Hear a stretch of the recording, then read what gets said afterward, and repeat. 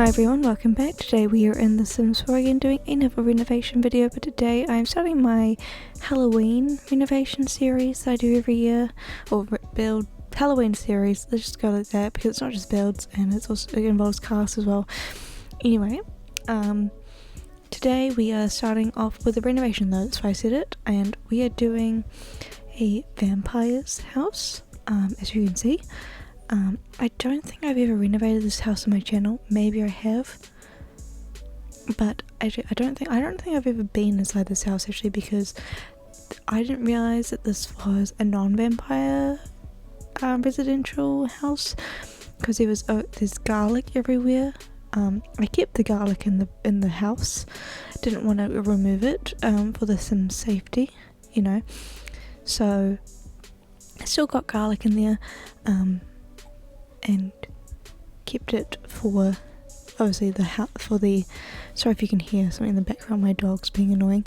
Anyway, kept it, you know, safe for the Sims that live here. Anyway, moving on, obviously I changed the whole house to white.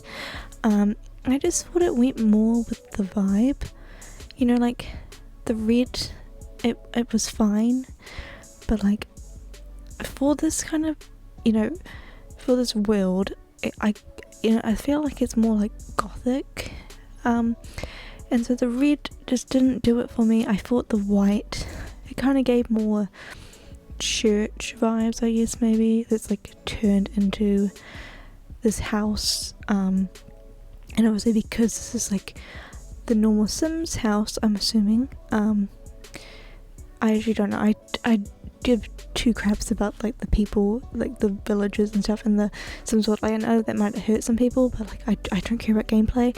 So actual the Sims that like are in the world, don't care. So I have no clue about this family. I'm assuming that it's got a child as well in this family, because I had to do a kids room, but other than that, no clue. So, and I think they're kind of idiots for living in the vampires like realm or world. Like, if you don't want to put garlic all around your house, maybe don't live in the world where there's like people that eat you, you know. It's like, anyway, but that was kind of my vibe. Like, because I went for the church vibe, I was kind of like, oh, this is like, you know, the one, I don't know, just you get what I mean, right? I'm just ranting at this point.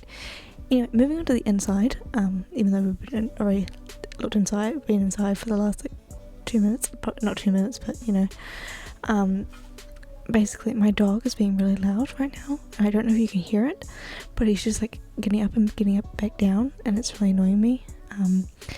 Anyway, inside today we've got obviously the living room and the dining room all in one room.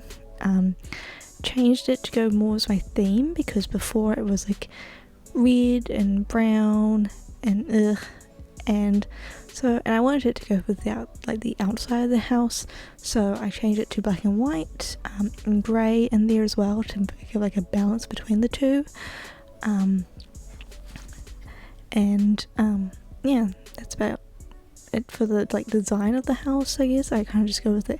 Upstairs I go for a little bit of a different colour scheme, but downstairs it's very, well, at least for the first room, like for the kitchen I kept it kind of in the same colour scheme as it was already in, just because it felt like I just liked the colour of the kitchen cabinets they already had. And because I use a vampire kitchen, my options were either to like continue the theme of the house and go down like the black and white route for the kitchen, or I could have like kept it as like a nice, it's like a new colour, you know, because why does your house have to fully match, you know? These people are already crazy because they live in the vampires world as humans, so it just makes it, you know, they can have like a weird kitchen that doesn't match the rest of their house. So anyway, the kitchen, as you can see, it is like this like nice green colour. I don't know what this green colour is called, but it's kind of like a bluey green, which I quite liked. So I kept the same kitchen cabinets and just added more of them, because it actually is a huge kitchen. It's a weird layout, but it's still a huge kitchen, so it made sense to me to like add more kitchen cabinets basically to the kitchen, just to make it feel less empty. Yeah, that's about it though for the kitchen. So moving on to the office, I guess.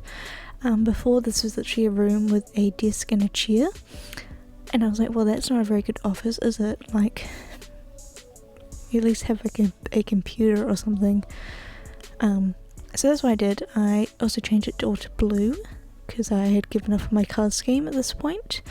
And so I did a blue office, and it has now a little desk with a chair and a computer, and it has like a little the chessboard and a bookshelf, because it's a very small room, so I couldn't do a lot with it. So I just kind of added more to it. I feel like there's a lot of things with my renovations. It's like there's just not a lot of stuff. I think they have like a max thing they can like put in a house when they're designing like stuff in The Sims before they like release it to the public, which just mean like The Sims houses are just empty, so hence why most renovations are just like adding stuff, so it just feels less like empty and sad. But anyway, we're on to the upstairs now. I started off with the kids' room. The wallpaper was already blue, so I just changed the carpet to blue as well, and then just added a lot of blue furniture to go with it, I guess. This is a really like weird shaped room. It's just like long and like awkward, which meant that with designing it, I did kind of struggle. So I basically just added a couch and a bigger like wardrobe to kind of fill up that space. I think I added a desk as well. That was another thing, like the desk was like a really weird thing, because I had to move the teddy bear. Now the teddy bear's in a weird spot, but then I also wanted to get the teddy bear in there to like fill up the space. So yeah, moving on to the parents' room now though. Went back to my colour scheme like I had in the start, which was the black and white. Did struggle a bit to find a bed. Ended up going for this black and grey one, and used the Sparday side, what are they called, bedside tables, and then again just filling up more of that space, making sure it's not empty, and all that fun stuff. As he has a wardrobe. I wanted 2 wardrobes. I felt like there would be 2 Sims in here, but it was like the window didn't work, and I didn't want to move the window, so I just kept it as one closet, and then put like some. I think I put a seater in here, like a 2-seater chair with a lamp behind it. Nothing too exciting really. Just again, just filling up that space, making sure there's curtains, because I was like, if they're in the vampires world, the vampires don't need to know if they're awake or asleep. You know, they don't want the vampires to know, I should say. So curtains are very important to make sure they don't see in. So yeah, that was my thing with that. And moving on to the bathroom, the upstairs bathroom. I think this is a one bedroom. Oh no, there is 2 bathrooms. Is there? I can't remember. I think this might be the only bathroom. But yeah, basically just made it more modern. It was quite sad. So yeah, and also for this little attic area, just made it more usable, I guess. Before it was kind of just a bit sad, so I kind of turned it into like a little library, I guess. I could have maybe made it into like this being the office and added another bathroom, but I didn't think about that. So it's just like this little attic area with some activities and stuff to do. But yeah, that is about it really. So I'm going to wrap it up here. Thank you guys so much for watching. If you enjoyed this video, let me know, and I'll see you guys again soon with another one.